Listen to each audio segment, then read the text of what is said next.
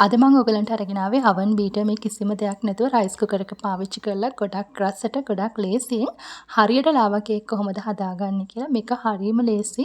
ටක් ගාලා ඔයාලට කරගන්න පුළුවන්. ඒ වගේම තමයි හරියම රසයි. අපි බලමු මේ ලේසි ලාවා කේක් ටික ලෑස්ති කරගන්නේ කොහොමද කියලා.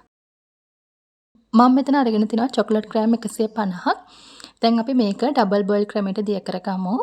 මුලින්ම යටට ඔයා හොඳට උණට ලුණු වතුර ටිකක් දාගන්න. ඊට පස්සේ ඒක උඩින් චොකලට් තියෙන බෝල් එක තියාගන්න. ඊළඟට මම මේකට එකතු කරගෙන බටර් මෙස්සඳි එකක්.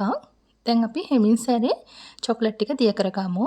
දැන් ඔන්න චොකලට් ටික හොඳට දිය වෙලා තියෙන්නේ. චොකලට් ටික මෙන්න මේ වගේ ගානට හොඳින් දිය කරගන්න. ඊට පස්සේ මම එකතු කරගන්නවා නැවත බටර් මෙස්සඳි 3ක්.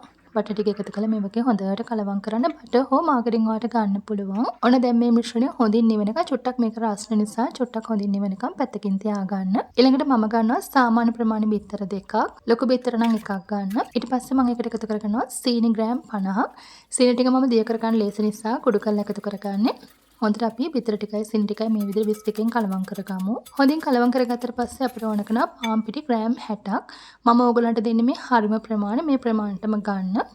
දැන් අපි ඒ ටිකක් දාලා හොඳට කලවම් කරමු. ඊළඟට චොකලට් මිශ්‍රණය හොඳින් නිවුනට පස්සේ මේ බැටර් එකට එකතු කරලා හොඳට කලවම් කරන්න. මෙන්න මේ විදිහට අපි හොඳින් කලවම් කරගමු. ඔයා මේ අතර රයිස් කුකරේට රත් වෙන්න වතුර එකක් තියාගන්න. ඊළඟට මම අන්තිමටම එකතු කරගන්නවා බේකින් පවුඩර් තේ හැඳි භාගයක්.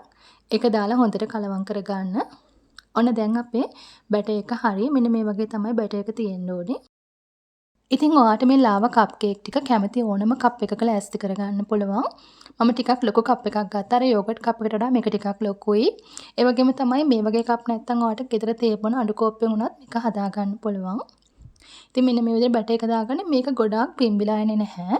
ඉතින් චුට්ටක් මම කට ළඟට වෙනකම්ම දාගත්තා.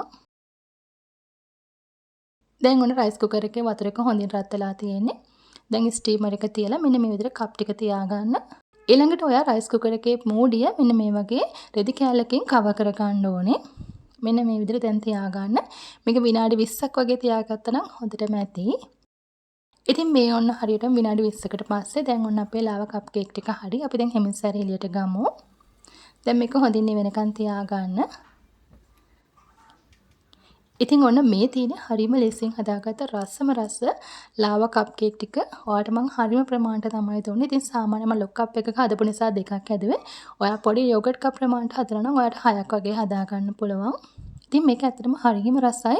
හදන්නත් හරිම ලේසියි. ඔයාලට oven beater මේ කිසිම දෙයක් ඕන කරන්නේ නැහැ. ටක් ගාලා හදලා ටක් ගාලා රස බලන්න පුළුවන්. හරිම ලේසි රෙසිපි එකක්. ඒ වගේම තමයි ගොඩක් රසයි. අනිවාර්යෙන් ඔයගොල්ලෝ හදලා බලලා ෆොටෝස් එවන්න.